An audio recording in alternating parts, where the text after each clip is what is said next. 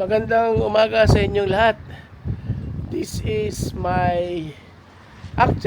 hopefully, the 27th of February.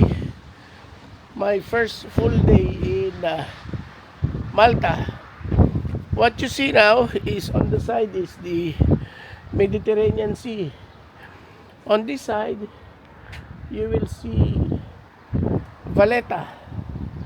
While here, we are on top of the church. This is what we call Calcara. Yan. Siya, ang Calcara. It's only a short distance to Valletta. The big dome that you see is the parish church of Calcara. Yan. Okay, we see all around. We go all around and see. Okay ba tayo dyan? Now behind me is the belfry of Santa Barbara, the church that has existed for how many years? Almost 300 years. Place of the seminary.